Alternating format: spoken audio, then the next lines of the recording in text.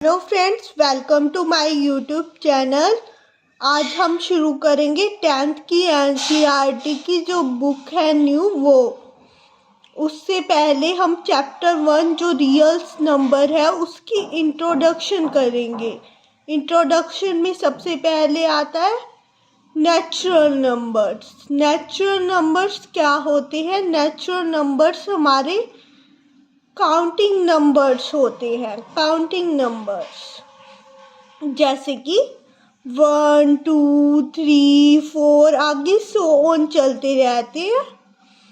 Okay, whole numbers. अब आगे आते हैं होल नंबर्स। होल नंबर्स क्या होते हैं?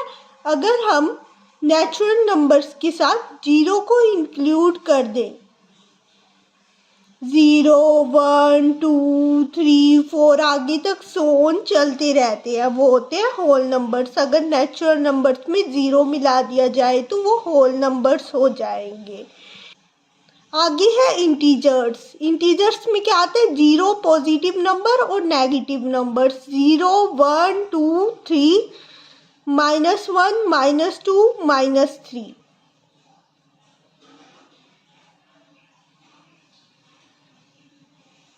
तो ये होते हैं इंटीजर्स, जीरो, पॉजिटिव नंबर्स और नेगेटिव नंबर्स। आगे आते हैं रियल नंबर्स। रियल नंबर कौन सी होती है? All rational and irrational numbers. Real number होंगे रैशनल और इरेशनल नंबर को अगर मिला दिया जाए तो हमारे रियल नंबर्स बन जाएंगे। अब समझते हैं कि रैशनल नंबर्स क्या होते हैं। रैशनल नंबर्स होते हैं हमारे पी बाय क्यू की फॉर्म में होते हैं। जो क्यू जीरो नहीं हो सकता। क्यों जीरो नहीं हो सकता?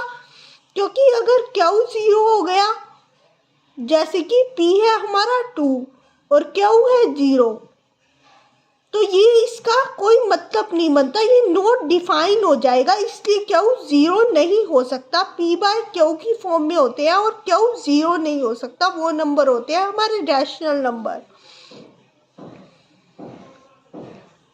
6 है, -8 है, ये भी हमारे रैशनल नंबर है। 6 के नीचे कुछ नहीं है तो 1 लगा दो, तो ये पी बाय क्यू की फॉर्म में हो गया ना अब।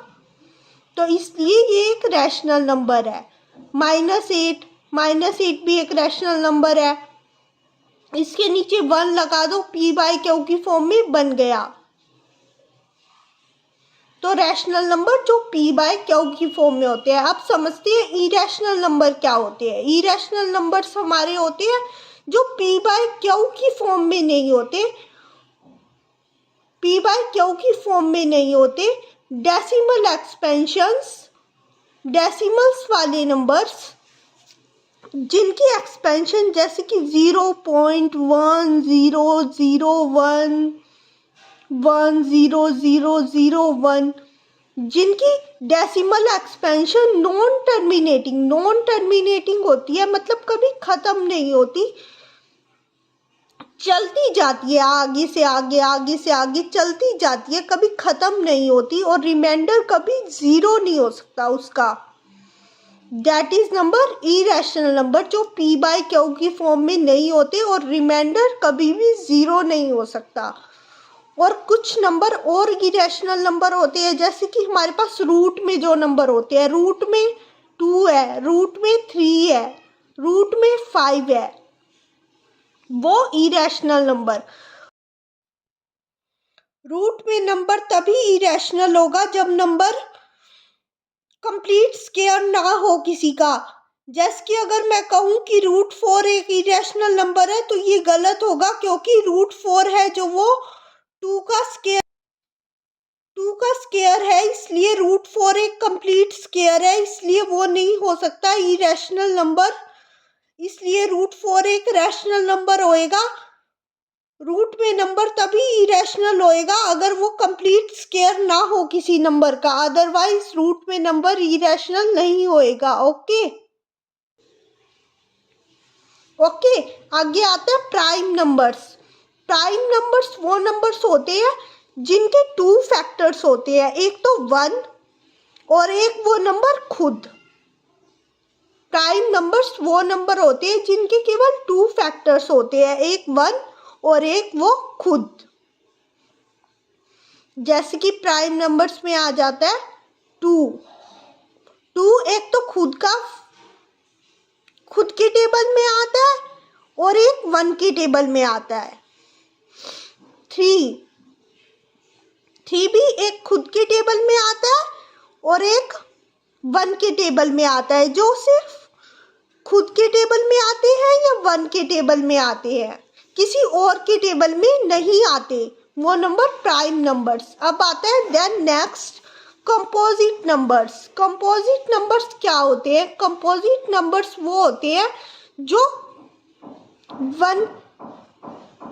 1 के टेबल में भी आते हैं, खुद के टेबल में भी आते हैं और किसी दूसरे के टेबल में भी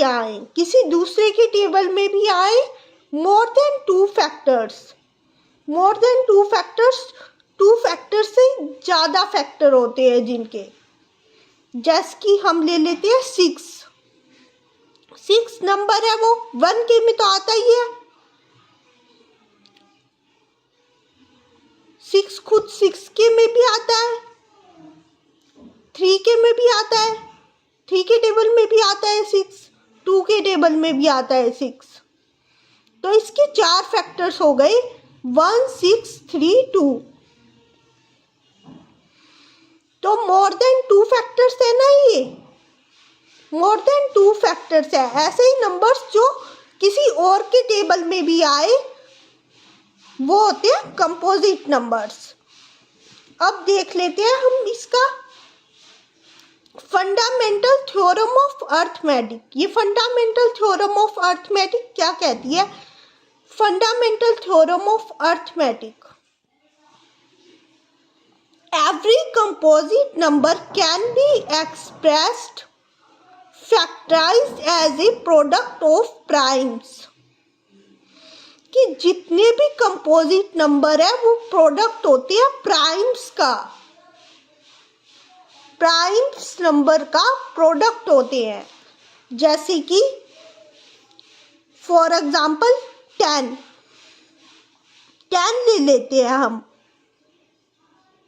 अब ये 10 है, ये पहले तो 0 है तो 2 पे डिवाइड हो जाएगा, 2 5 जा 10,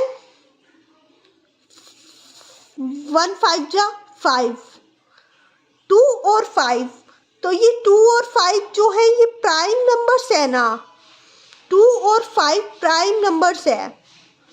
2 इंटू 5 का प्रोडक्ट है। कंपोजिट नंबर जितने भी होंगे वो प्राइम नंबर के प्रोडक्ट से मिलकर बनेंगे।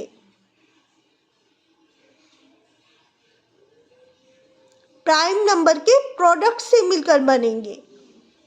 और दिस फैक्टराइजेशन इज यूनिक होएगा, लेकिन ऑर्डर आगे पीछे हो सकता है। Apart from the order in which the prime factor occur, apart from the order आगे पीछे हो सकता है उसका।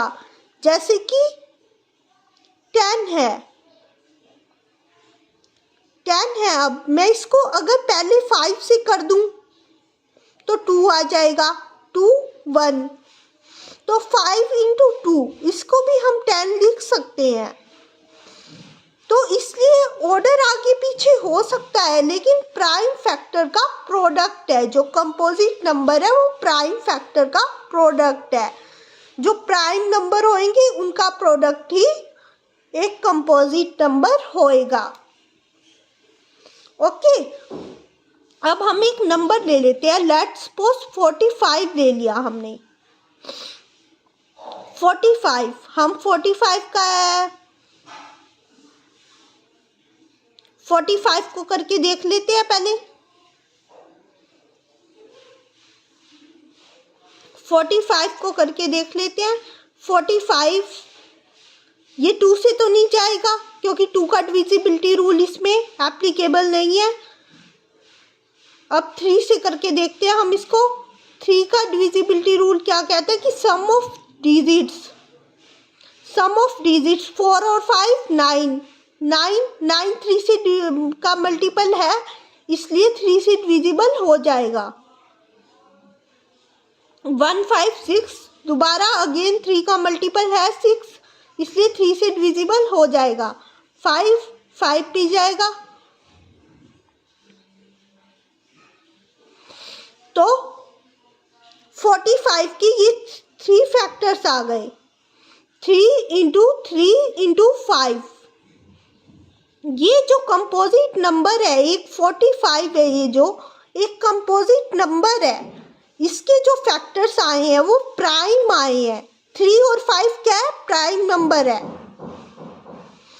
3 और 5 क्या है? प्राइम नंबर है। लेकिन हम इसका ऑर्डर आगे पीछे कर सकते हैं। अगर मैं 5 इंटू 3 इंटू 3 लिख दूँ, 5 इंटू 3 इंटू 3, तो 5 3 जा 15, 15 3 जा 45, फिर भी आएगा तो 45 ही ना। तो इसलिए कहा है कि ऑर्डर से कोई फर्क नहीं पड़ता, बस प्राइम नंबर का प्रोडक्ट्स होता है। जो कंपोजिट नंबर होता है वो प्राइम नंबर का प्रोडक्ट्स होता है। अब ऐसे ही एक नंबर और ले लेते हैं, जैसे कि हमने ले लिया 210। 210 का अब हम करके देख लेते हैं। 210 का 210 0 है पीछे, तो 2 से चला जाएगा।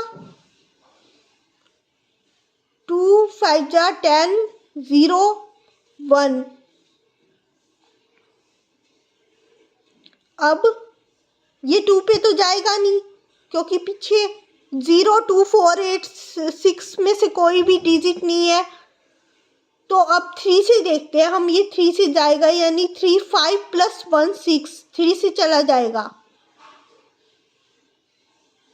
5 3 35 आ जाएगा।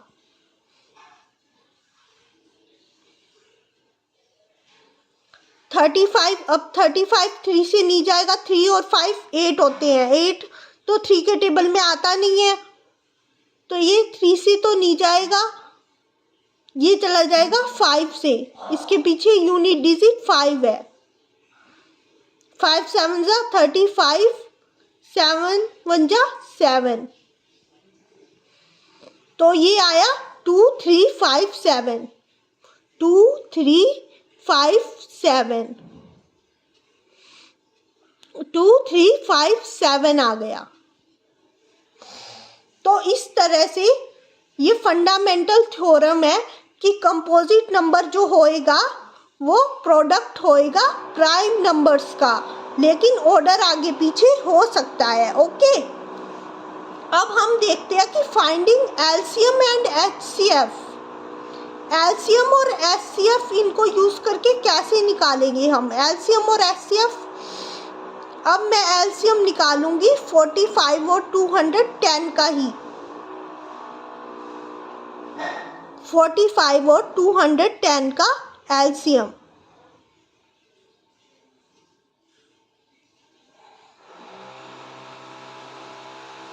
एलसीएम निकालूंगी 45 एंड 210 का। तो एलसीएम निकालने के लिए हमें क्या देखना पड़ता है? एलसीएम निकालने के लिए हमें सबसे पहले तो ये देख लीजिए कि इनमें कौन कौन से नंबर है। एक तो इनमें है 2, उसमें तो नहीं है पर इसमें है ना, तो 2। और एक है 3, एक है 5, एक है 7। तो 2 3 5 और 7, इसमें 4 नंबर्स है। 2 3 5 7, इसमें 4 नंबर्स है।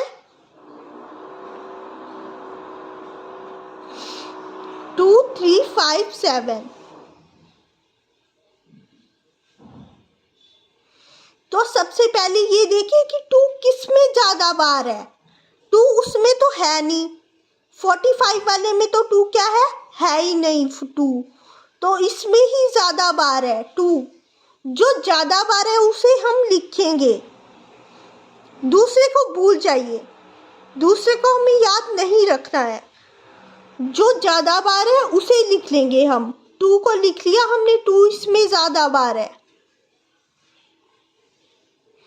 अब हम देखें ये 3 किस में ज्यादा बार है? 3 45 वाले में ज्यादा बार है।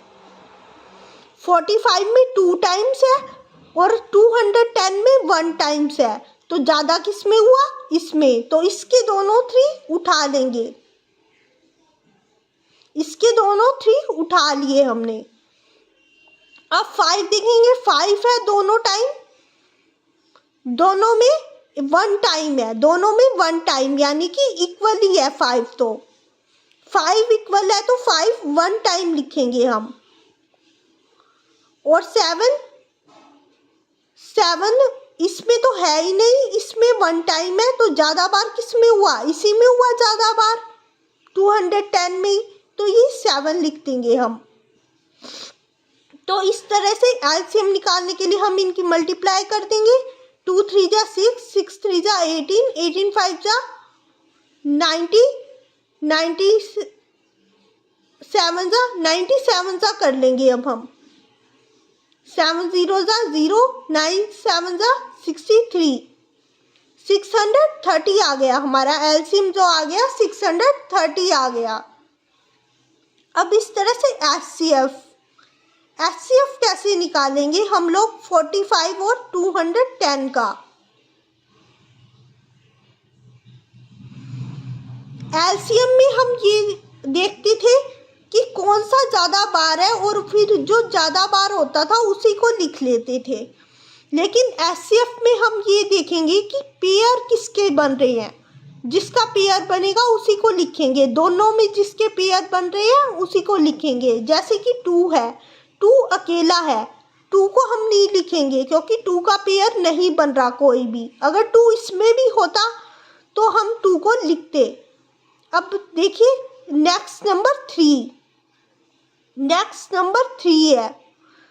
3 क्या है, 3 दोनों में है, 3 दोनों में है, तो 3 का यहाँ से एक पेयर बन रहा है, 3 का यहाँ से एक पेयर बन रहा है, तो 3 को लिख लेंगे हम। अब आगे 3 इसमें तो है एक बार और, लेकिन इसमें नहीं है, तो 3 को छोड़ दो, जिसका पेयर बन रहा है एचसीएफ में उसी को लिखेंगे, दूसरे को भूल जाइए अगर उसका पेयर नहीं बन रहा है तो। अब 5 का पेयर बन रहा है, 5 का पेयर बन रहा है। आगे 7 इसमें नहीं है तो पेयर तो बन ही नहीं रहा।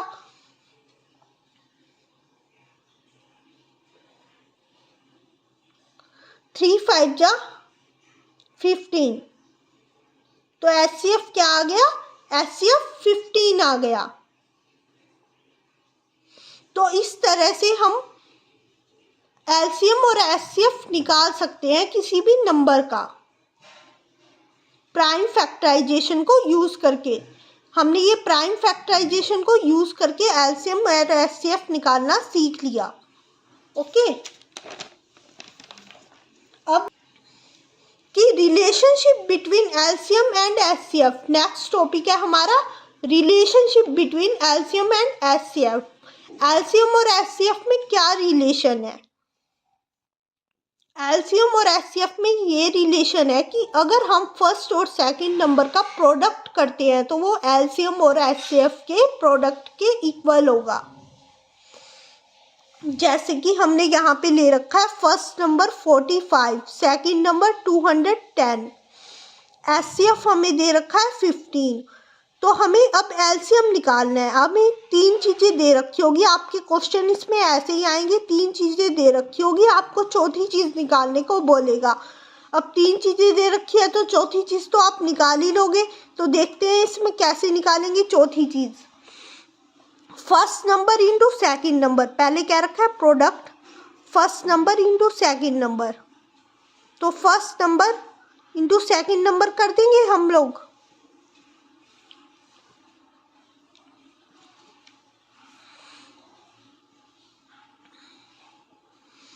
तो वो है एलसीएम इंटू एचसीएफ के इक्वल। अब एलसीएम तो हमें दिया नहीं हुआ तो एलसीएम को खाली छोड़ दीजिए एक बार। ओके, एचसीएफ हमें कितना दिया हुआ है 15, तो 45 इंटू 210, ये 15 इधर आके क्या हो जाएगा डिवाइड हो जाएगा और एलसीएम इधर ही रह जाएगा। एलसीएम इधर ही रह जाएगा, ये 15 इधर आके उधर मल्टीप्लाई में है, इधर राइट हैंड साइड में मल्टीप्लाई में है तो लेफ्ट हैंड साइड में आएगा तो डिवाइड हो जाएगा। 15 3 जा 45,